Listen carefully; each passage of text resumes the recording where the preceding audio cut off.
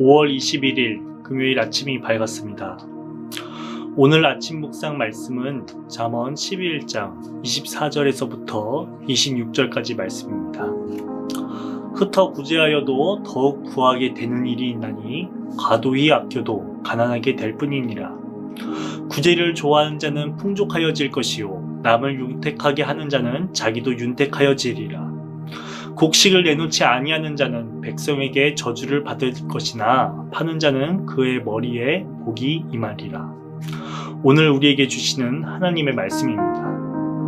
마틴이라고 하는 구두장이 할아버지가 있었습니다. 이 할아버지는 낮에는 구두를 만들고 고치는 일을 하며 밤에는 책을 읽으며 하루를 의미 있게 마무리하는 삶을 살았습니다.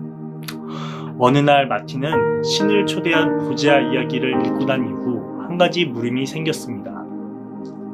그것은 만약 신이 내게 찾아오시면 나는 잘 대접할 수 있을까라는 물음이었습니다. 그러한 생각 속에서 노인은 잠이 들었고 꿈을 꾸게 되었습니다. 그리고 꿈속에서 아침에 거리를 살펴보거라. 내가 너희에게 갈 것이다 라고 하는 음성을 들었습니다. 마틴은 깜짝 놀라 일어나 주위를 살펴보고는 이내 잠이 들었습니다. 그리고 다음날 이른 아침에 늙은 청소부 슈테판이 추운 길거리에서 발을 동동 구르며 시린 손을 녹이고 있는 모습을 마틴이 보게 되었습니다.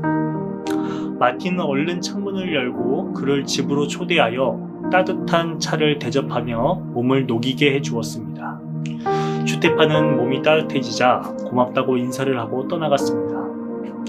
그 다음 마틴은 창밖을 바라보게 되었는데 어느 젊은 여인이 자신의 얇은 외투로 아주 어린 아기를 감싸 안으며 추위를 피하는 모습을 보게 되었습니다.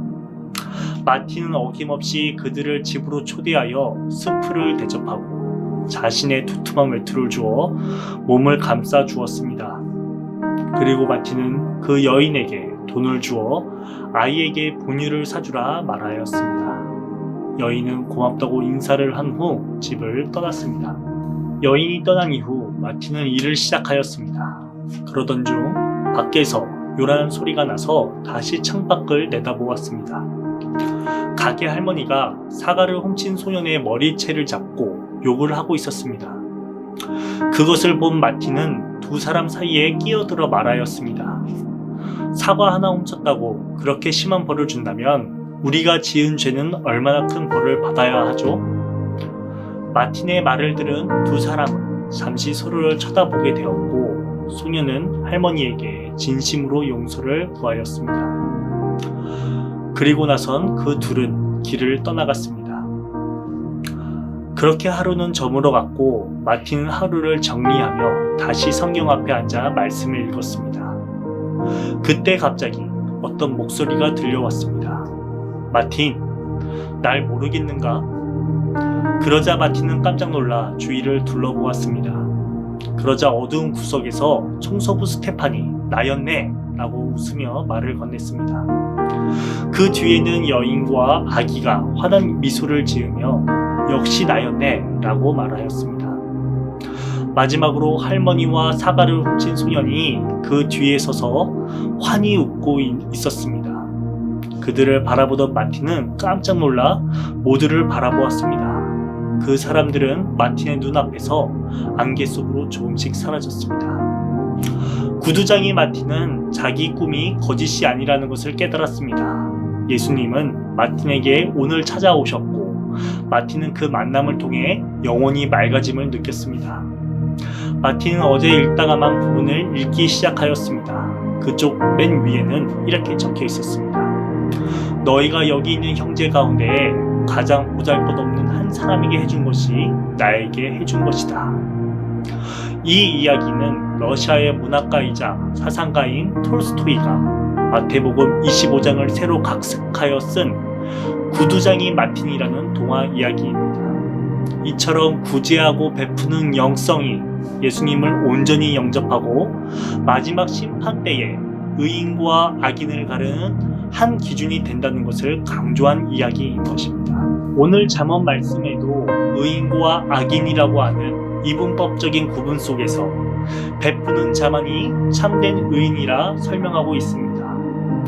세상은 물질을 쓰지 않고 모으고 모아야 풍요롭게 된다고 가르칩니다. 그리고 세상은 자신과 자신의 가정의 윤택한 삶을 위하여 자기 개발을 하고 열심히 노동하여 물질을 소유하라 말합니다. 하지만 하나님의 말씀은 역설적이게도 과도하게 아껴도 가난하게 될 뿐이며 물질을 흩어서 구제하여 진정한 부유함을 누리라 가르칩니다.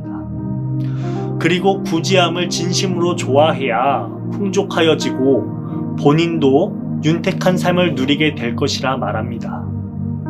그리고 엄하게 곡식을 내놓지 않는 사람은 저주를 받을 것이며 곡식을 팔아 나누는 사람은 그 머리 위에 복이 임할 것이라 심판의 메시지를 전합니다.